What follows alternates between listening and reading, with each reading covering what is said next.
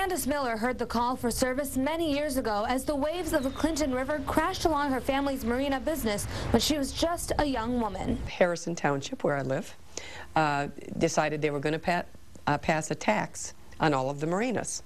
And I remember telling my dad that I thought that was taxation without representation. Long story short, we were able to make sure that the Township Board actually rescinded that ordinance. By the time she was 25, Miller was ready for public office. She got her start running for the Harrison Township trustee. I sort of got involved in politics because, as I say, I was very fiscally conservative. I thought the government shouldn't be raising all of these taxes, and so generally my philosophy has been less government is better, less government regulation is better, but there are certain things that I have been very involved with that might not even toe the party line sometimes. I consider myself a pretty active environmentalist. Since then, Miller has held several offices, including Township Supervisor, County Treasurer, Michigan Secretary of State, and for the last 10 years, U.S. Congresswoman. She is seeking her 6th term for the 10th Congressional District, and if re-elected, her first target is the country's budget. The numbers are mind-boggling, let's face it. And I think because of that, we are really in danger for the first time, our generation, of breaking a promise, a covenant, that every American generation has had with the following generation. And that is to give the following generation more opportunity, more economic opportunity, and economic freedom than what this current generation has had. Miller says cuts and growth both have to be part of the solution. Certainly getting a handle on federal spending is very, very critical going forward. But as much as we have to look at where we need to be cutting federal spending, we cannot cut our way out of $16 trillion. We need to grow the economy.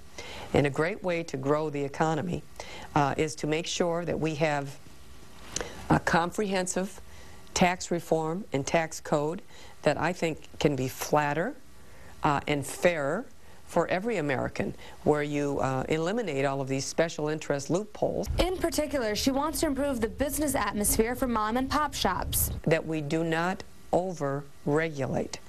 This is something I hear as I go around my congressional district from every industry, whether it's agriculture, manufacturing, retail, what have you, that the federal government is over-regulating to the extent that it is so difficult now for a small business, you know, 1 or 2 or 3 employees, small business startups.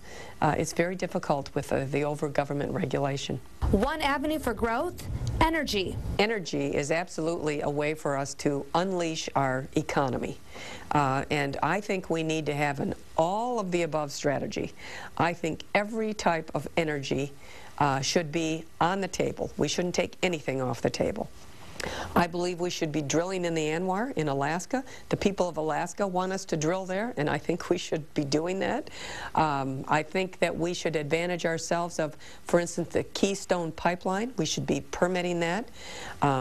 Why not increase the amount of energy that we get domestically from our good friends and allies and neighbors in Canada? Miller supports energy diversification that would include natural gas, coal, and alternative energy programs. But she says the region was built on manufacturing, and its growth will depend on it. And that means looking beyond just automotives for the future. This is a very strong component for our economic future here in this region. And so I have been very, very involved in bringing defense contracts, aerospace contracts, homeland security contracts back to our folks, because it really is a natural transition for the kind of work skills and a skill set that we have here in our region. Miller hears the complaints of many voters who are frustrated with Congress, and if re-elected, she says she'll work both sides of the aisle. Well, you know, you'd always like to think that the largest room is a room for improvement, and that's sort of my view on life, quite frankly, certainly in the legislative process. It's somewhat distressing that the Congress has become so polarized that simple things have not been able to be accomplished here recently. But I think once the election is settled, as I say, the dust settles, I think you're going to see that the Congress will govern. And governance is what we need to be about, and we need to be able to do it in a fiscally responsible manner. And I hope to be a voice for common sense on fiscal issues. I'm Smita Kloki for 7 Action News.